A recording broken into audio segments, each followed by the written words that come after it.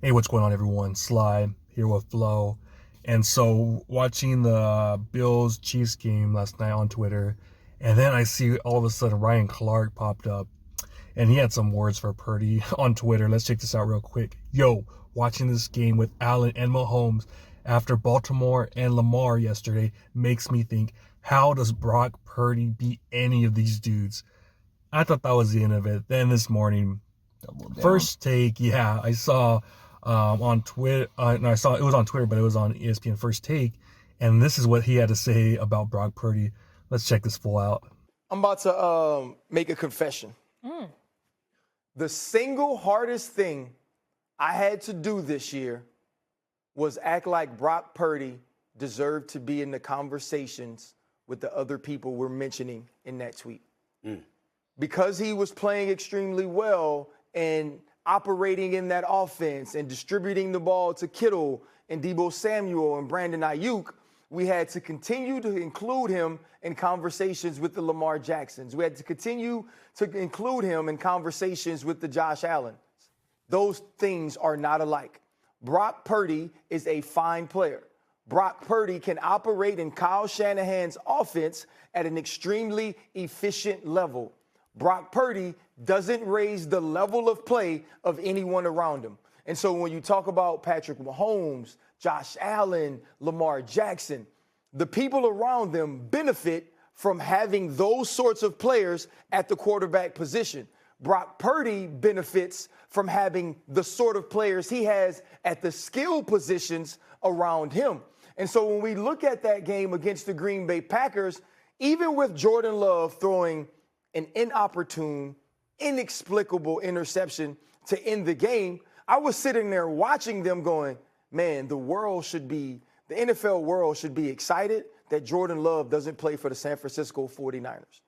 And we are starting, at least in my opinion, to get into the realm the San Francisco 49ers used to be with Jimmy Garoppolo, where it was, with Kyle Shanahan calling plays, we could be really good. With the players around him, we could be really good.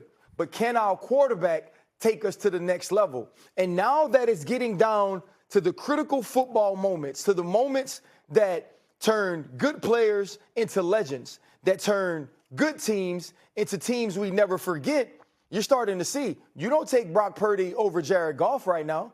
And you for sure don't take Brock Purdy over the two dudes on the other side in the AFC. So if you're the San Francisco 49ers, you're thinking to yourself right now, this team that we were starting to run through our quarterback better run through Uncle Shannon's nephew, Christian McCaffrey.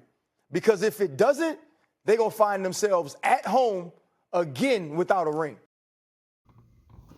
All right, man. So I'm going to talk about this first because Ryan Clark is someone I remember from his days playing. Like, I definitely remember him. And honestly, I'll tell the truth, man. This dude, as a player, he was a bona fide scrub. Like, he was horrible. You thought Ambry Thomas was bad against the Packers. This guy was toast. And not only was this guy toast, he was the biggest dumbass on the football field, always getting hurt because he would always headhunt. He would always go head first, and his ass would always be knocked out. I swear he had more concussions than Oscar De La Hoya. It was that bad. I remember actually one game. Remember we had Anquan Bolden on our team, and he goes for a headhunt and freaking goes right to his head. Anquan Bolden just rubs it off, keeps running, and then Ryan Clark, his ass is on the ground, knocked out like Manny Pacquiao, and here comes Bolden trying to help him up. But that's who he was as a player. He was horrible. He was pathetic. That's why he always got these weak-ass contracts, because the dude sucked. But hearing this dude flip-flop, talking good about Purdy all year long, had one game where it wasn't his greatest game, obviously, but he's out here flip-flopping more than John Kerry. It's absolutely insane to me. So hearing these talking heads, going back and forth, that's what I hate.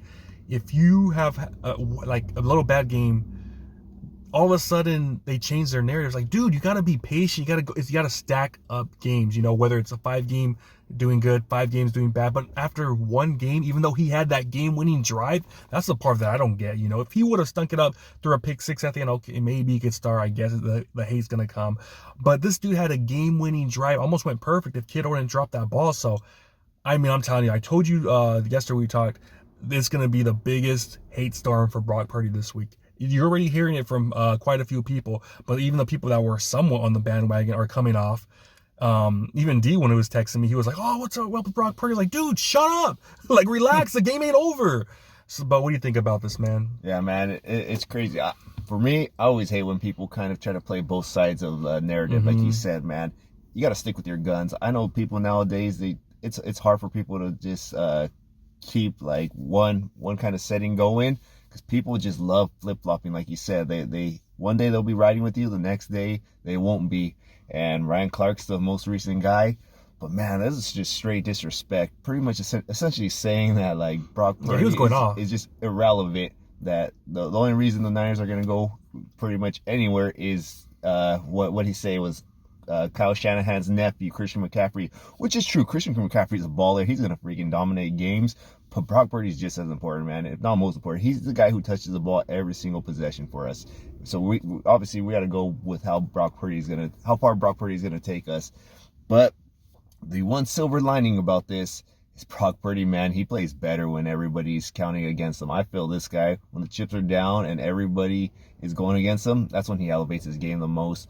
Obviously, this last outing was tough. But, man, if you haven't noticed, the last couple of years, us in rainy games, it's always been hard. Regardless of who's our quarterback, we're a California team, man. We're not used to playing in pretty bad elements, so it's hard. But this week, the weather's supposed to be pretty good, right? Yeah. For the most part. And so I feel a lot more confident because you could tell last game that it was kind of affecting Brock Purdy a little, like when he was wiping his hands, because he doesn't have the biggest hands. He has pretty strong hands, but in the rain, that kind of took that away. You could tell a few times he wasn't able to grip the ball that he normally does. But usually, for the most part, Ryan Clark, I'm pretty sure he's going to be eating these words this weekend. And I hope that he keeps the same energy the following week. But, man, what do you think? If you guys ever seen that movie, The Wizard of Oz, Dorothy, she's trying to find the Great Oz, and she comes across a scarecrow. And what does that scarecrow want?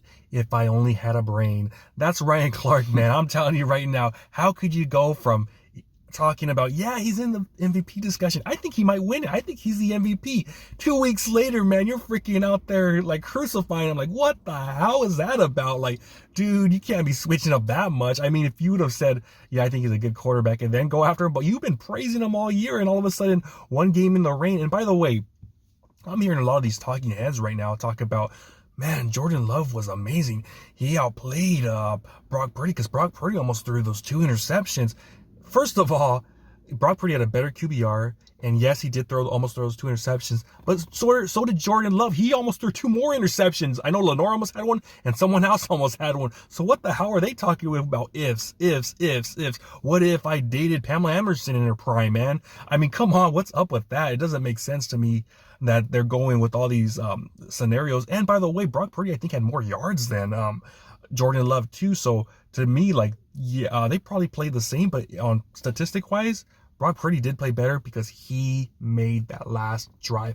Jordan Love, he choked, man. At the end of the day, he had a chance to drive down the field. He probably could have ran that ball for like 15, 20 yards, but he threw across his body in the rain. He threw that ball up like a freaking lollipop, and Dre Greenlaw intercepted it. So who had the better game? It's obviously Brock Purdy. And people want to hate on this performance. Yeah, it wasn't the greatest. I know that. I'm not going to be a fanboy and say this guy was awesome. He wasn't. But look at Tom Brady in that snow game. He threw I think 55 times, and he had 0 touchdowns, I believe 1 interception. It was dog shit. Even in the Super Bowl against the Rams, his first Super Bowl, he was probably, I think, the same age as Brock Purdy.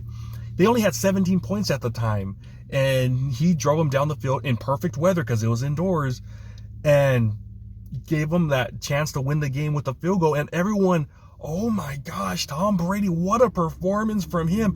Wow, we've never seen anything like that. Brock Purdy that pretty much was the same exact thing, but in the rain, pouring rain, and everyone's just clowning on this dude. So I don't get it, man. Like, to me, it doesn't make sense. And I'm someone, me, that I'm tough on our quarterbacks. Like, I'm really tough, but to me, I just don't get all this hate, and I've seen it wasn't just Ryan Clark. I've heard other people out there saying the same stuff. So, I mean, I'm going to say right now, I've said it again. I'm going to keep saying it. Judgment Day is coming for everyone that's hating on this guy. And I have a feeling the dude that's leading the charge, Nick Wright, I think we're going to match up maybe against the Chiefs. And it's going to be insane, man. But absolutely insane hearing this from your boy, Ryan. Yeah, man, and to piggyback on that Jordan Love take, because obviously Ryan Clark was saying how if the Niners had Jordan Love, that we would be the favorite. Remember, the only reason we were able to get back in the game was because he threw that crucial pick to Dre Greenlaw that kind of kickstarted us.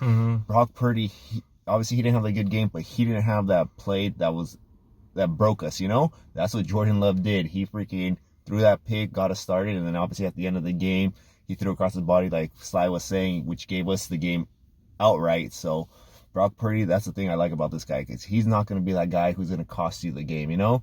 He'll go out to try to win the game, but for the most part, he's going to not have that crucial mental mistake. And that's what Jordan Love, as great as he was playing up until in the playoffs, he ended up having those 2 mistakes, which cost him in the end. Yeah, and this right here, that last drive was clutch, man. It was, like, you look at that drive against the Saints when Alex Smith, it was that one big play to Vernon Davis for what, 50 yards, and then it was the catch. This play it was so bad, the elements, 7 yards here, 6 yards, 9 yards, and 15 yards, perfect strike to Conley. So that right there, that was awesome right there. That right there I thought was just so clutch. We haven't seen that a quarterback in forever have that clutch drive since like Steve Young, Joe Montana, and that was it right there. That was amazing to see. So I mean, he's got to do it again this week. We have to do it again because they're coming. They're going to be ripping them forever. But at the end of the day, we want that 6th string. So that's why I want him to play good. So, and I think he will. And I think he will have a bounce back game. I really do. They're talking about that Cleveland game, how he played. He wasn't his best game. He had that great drive. But the next week against the Vikings, the first 3 quarters, the dude was on fire. Everyone's like, oh, he was so horrible against the Vikings. Before that concussion, his QBR, I think, was over 100. It was insane, you know. So he was playing really good up until that concussion. So I think he's going to be fine as long as our offensive line doesn't play like dog shit, because I know they're going to be coming, the Lions. As long as we could somehow protect him. And if he does have time, I'm telling you, he's going to cook. He's going to cook. There's no question about it. Game's at 3 o'clock. It should be nice weather. He's going to cook as long as we get that protection. But I think he'll do good, man. All right. Well, you guys let us know in the comments what you guys think about Ryan Clark's take. Like, comment, subscribe, hit that notification bell. See y'all next time. Peace.